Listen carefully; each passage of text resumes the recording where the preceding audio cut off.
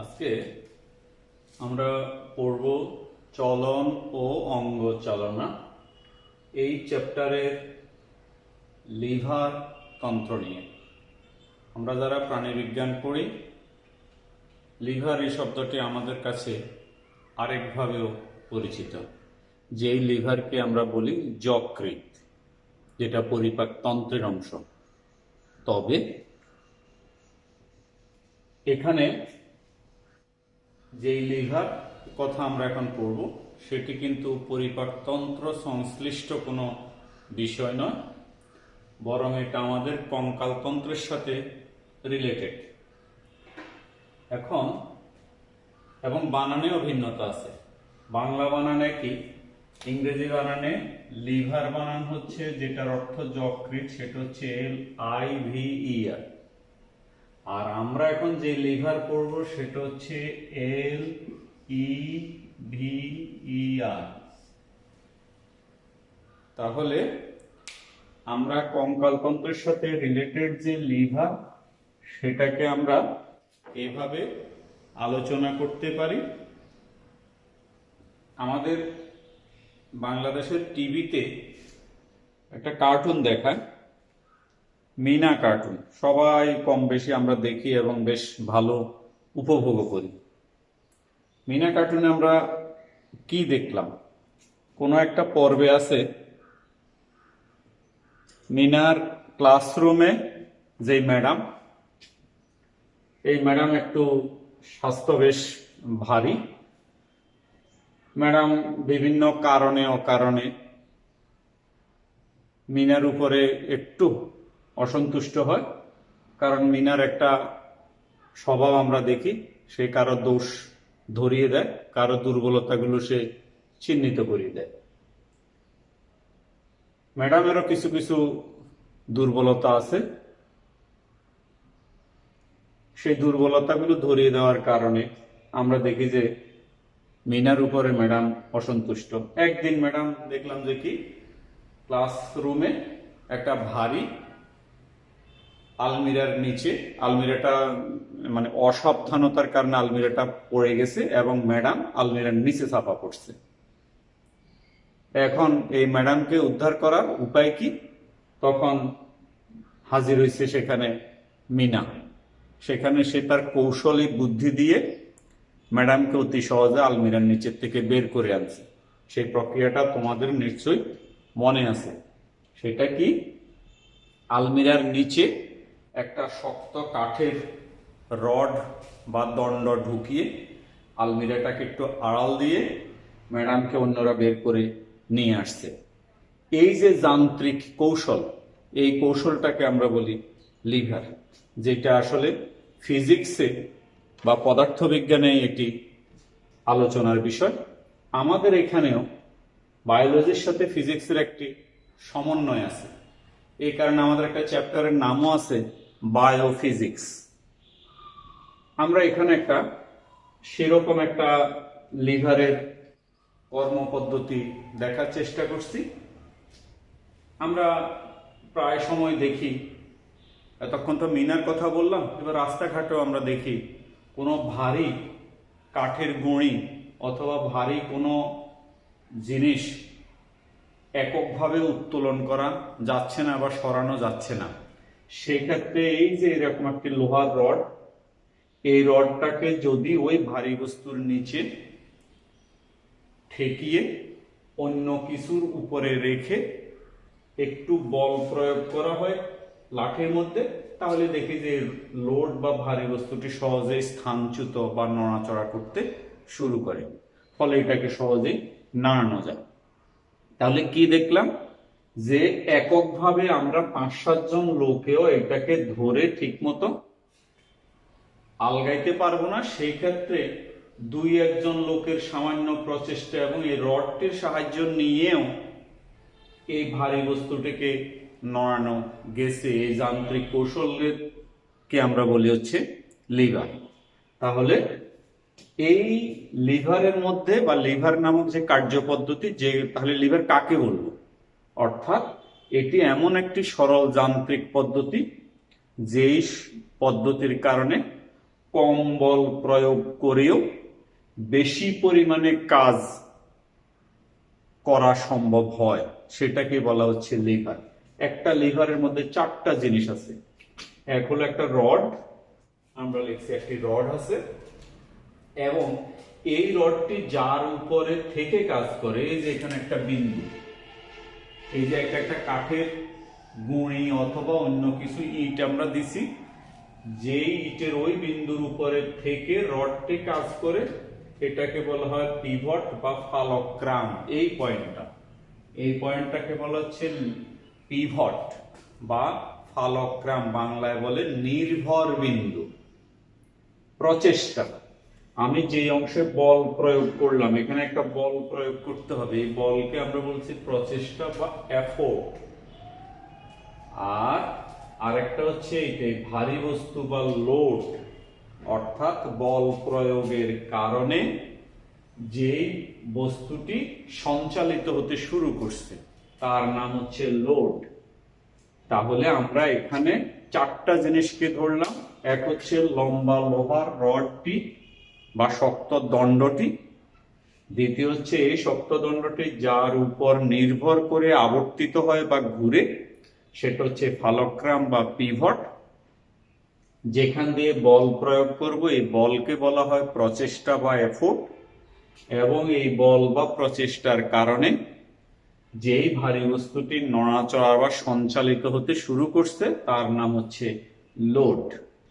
এখন প্রশ্ন হলো, আমরা এটা তো ফিজিক্সের বিষয়, তার সাথে বায়োলজির সমন্বয় আমরা এখানে কিভাবে করতে পারি?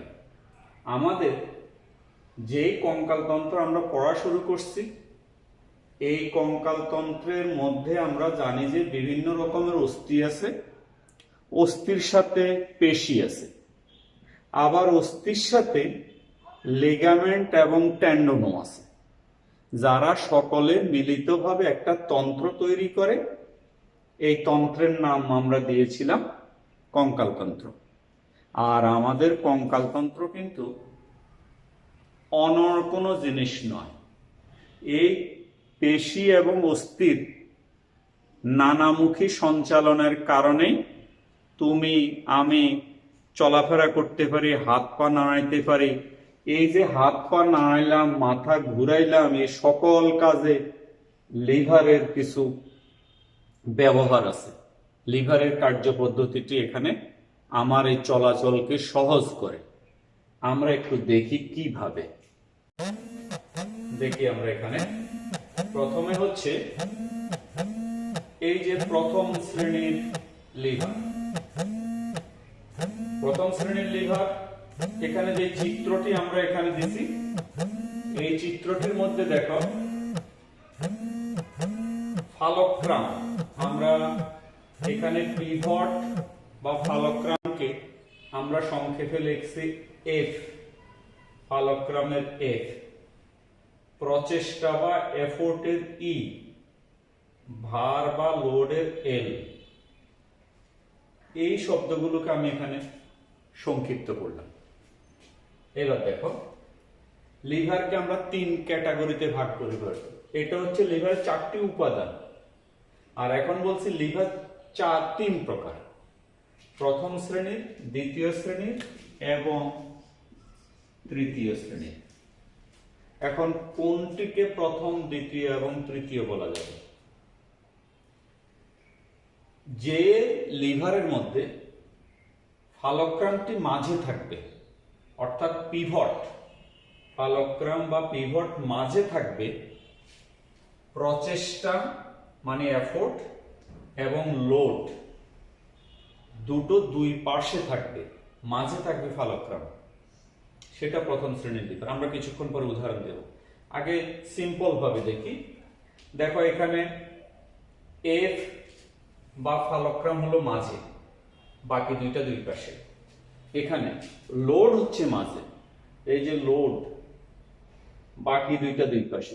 এখানে প্রচেষ্টা হলো মাঝে, বাকি দুইটা দুই পাশে। তাহলে কি দেখলাম সরল ভাবে? যেই লিভারের মধ্যে ফালক্রাম মাঝে থাকবে সে প্রথম শ্রেণীর, যে লিভারের মধ্যে লোড মাঝে থাকবে, বাকি দুইটা দুই পাশে থাকবে, সেটা হলো দ্বিতীয় শ্রেণীর লিভার। আর যেখানে এফোর্ট বা প্রচেষ্টা মাঝে থাকবে, বাকি দুইটা দুই পাশে থাকবে, সেটাকে বলা হবে তৃতীয় শ্রেণীর লিভার। আমরা সংজ্ঞায় গেলাম। এবার সংজ্ঞার পরে এবার যদি আমরা মানব দেহের সাথে তার উদাহরণ সেট করি, এখানে একটু খেয়াল করে দেখো, এই চিত্রটা আমি আঁকার চেষ্টা করছি, যদিও হয় নাই, মাথা বা তার কিছুই হয় নাই এখানে, তারপরে আমাদেরকে একটু পরীক্ষার হলে এত ফ্রেশ চিত্র আঁকতে হবে না। এই যে মাথা মানে আমাদের যে করটি, একটু খেয়াল করো, এই যে করটি, এই করটিকে যখন আমরা নড়াচড়া করাই, মাথাটা যেইভাবে আছে আমি সেইভাবে এখন দাঁড়িয়ে আছি, একটু আমার দিকে এবং পাশে ওই চিত্রের দিকে যদি আমরা তাকাই, তাহলে কি দেখতে পাই? মাথাটি বসানো আছে মেরুদণ্ডের উপরে, তাই তো? মেরুদণ্ডের প্রথম হাড়ের নাম মনে আছে? কশেরুকা, এবং সেই কশেরুকাটির নাম হলো অ্যাটলাস। তাহলে আমাদের মেরুদণ্ডটি, এই যে এটা যদি মেরুদণ্ড হয়, এটা হলো, এই ডাস্টারটা হলো মাথা, আর কলমটা হলো মেরুদণ্ড। এখন আমি এখন যেইভাবে দাঁড়ানো আছি ঠিক সেইভাবেই আমি এখন আমার এই ঘাড়কে এভাবে পিছনের দিকে নিতে চাই, মানে মাথা, এই যে করটির এই দিকটা আমি উপরে উঠাতে চাই, এটাকে নিচের দিকে নিতে চাই। তাহলে আমাকে কি করতে হবে? এর জন্য এই যে ঘাড়, এটা যদি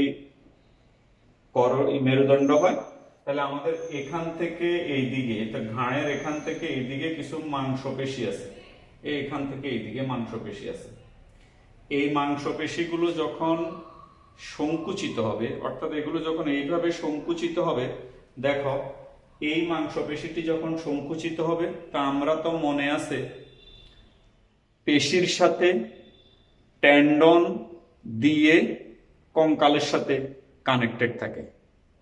তো তাহলে আমার এই পেশিতে যখন টান পড়বে, মানে সংকুচিত হবে, তখন এই পেশি যে এখানে হাড়ের সাথে বা করটির সাথে লাগানো আছে, সেটার মধ্যে টান পড়বে, তাহলে আমার এটা আস্তে এরকম হয়ে যাবে। এই যে মাথাটা সঞ্চালন করলাম, এই সঞ্চালনের জন্য আমার প্রথম শ্রেণীর লিভার ক্রিয়াশীল হয়েছে। কিভাবে? এবার মিলাই আমরা বলছি, এই যে আবার এই চিত্রটি দেখি, দেখো কলমটি হচ্ছে মেরুদণ্ড, সেই কলমের একেবারে প্রান্তভাগে এই বিন্দুটি হচ্ছে পিভট বা ফালক্রাম। তাহলে এই ফালক্রাম মাঝে মাংসপেশিটি, অর্থাৎ যে প্রচেষ্টা, আমরা এখানে লিখছি প্রচেষ্টা মানে পেশি যে বল প্রয়োগ করে, অর্থাৎ পেশির যে কাজ, সেই কাজটাকে আমি প্রচেষ্টা হিসেবে ধরব। তো দেখো এখানে ছিল পেশি, এই যে ঘাড়ের পিছনে পেশি, তাহলে মেরুদণ্ডের পিছনে এখানে পেশি, তো পেশি নিচের দিকে কাজ করছে, পেশি নিচের দিকে কাজ করছে, পেশি নিচের দিকে সংকুচিত হয়েছে, আর পেশি সংকুচিত হওয়ার কারণে মাথা এটা এই দিকে চলে আসছে, ঘাড়ের এটা, এই যে চিবুকের এটা উপরের দিকে উঠে গেছে। তাহলে এখন আমার একেবারে এই দিকে ছিল এফোর্টের পরে এটা হলো অ্যাটলাস মানে মেরুদণ্ড, আর এটা হলো আমার মাথার খুলি। তাহলে মাঝখানে কি? ওই যে ফালক্রাম, অর্থাৎ মেরুদণ্ডের প্রথম কশেরুকা, যার নাম অ্যাটলাস। তাহলে মাথা ঘুরানোর সময় আমার প্রথম শ্রেণীর লিভার কাজ করে। এবার আসি আমরা দ্বিতীয় শ্রেণীর লিভার। এখানে একটা ছবি দেওয়া আছে, দেখো সেই ছবিটিতে আমরা দ্বিতীয় শ্রেণীর লিভার কাকে বলে বলছি? যে লিভারের মধ্যে লোড বা ভার মাঝে থাকবে, বাকি দুটো দুই পাশে অবস্থান করবে।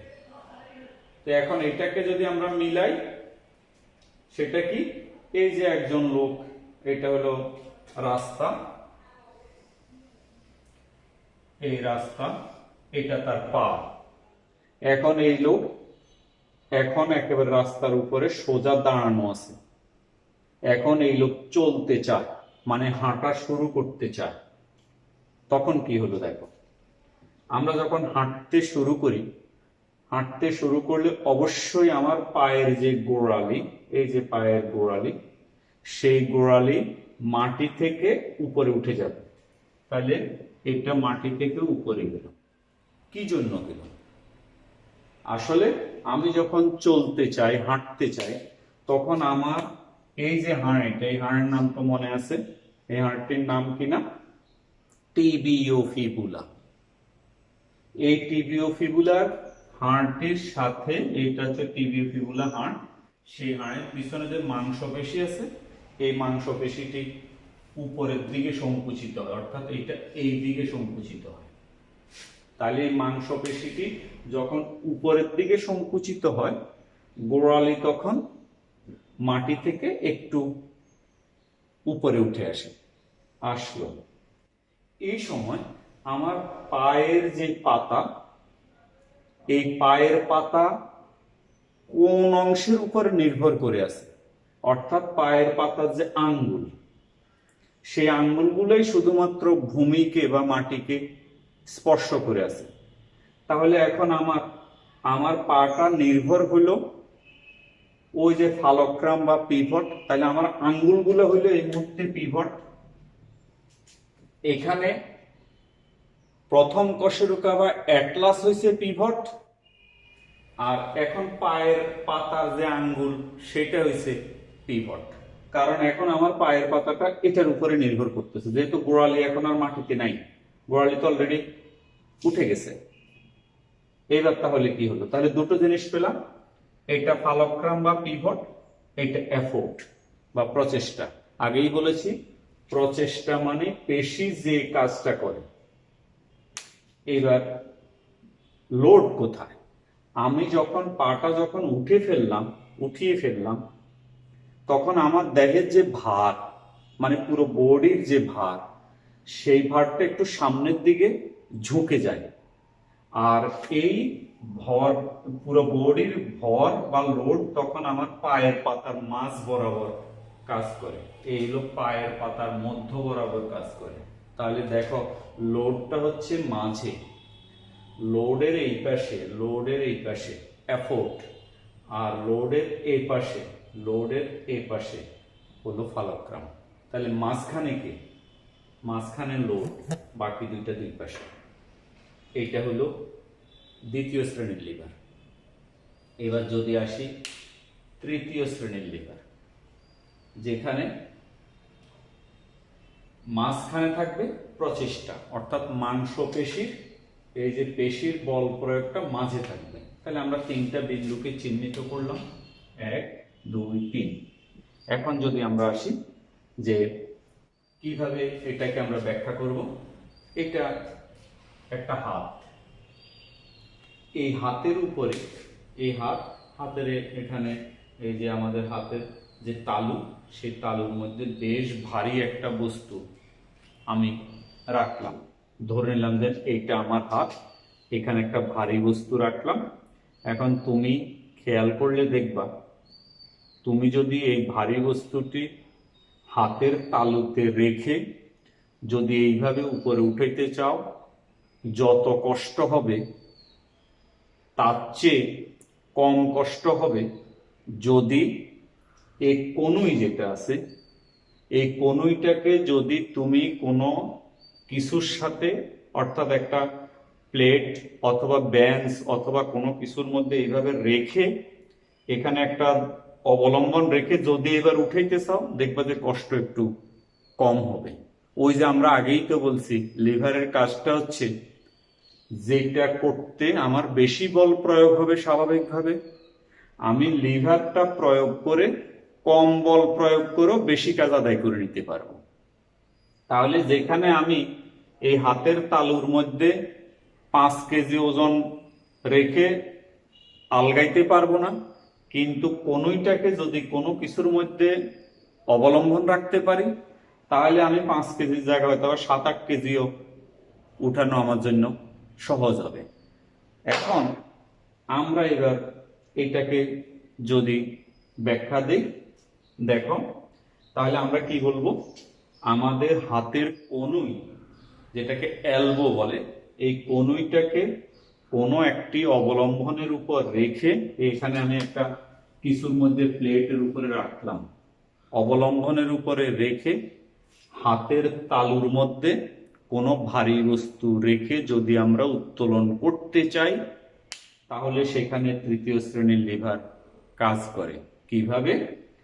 যেহেতু অবলম্বনটা হলো কনুই, তাহলে কনুইটা হচ্ছে পিভট বা ফালক্রাম, ভারটা হচ্ছে ভারী বস্তু যেটা আছে আমার হাতের তালুতে, তাহলে হাতের তালু আছে শেষ মাথায়, কনুই আছে এই মাথায়, দুইটা দুই পাশে, মাঝখানে হচ্ছে মাংসপেশির প্রচেষ্টা। এখন তুমি খেয়াল করো, তুমি এরকম হাত দিয়ে কোনো বস্তুরে যখন উঠাইতে চাইবা, তুমি দেখবা যে তোমার হাতের এই হাড়ের নাম, এইটার নাম কি? রেডিয়াস আলনা। এইটার নাম হিউমেরাস। হিউমেরাসের সামনের দিকে যে মাংসপেশিগুলো আছে, এটার নাম আমরা আগেও করছি, এটার নাম বাইসেপস পেশি।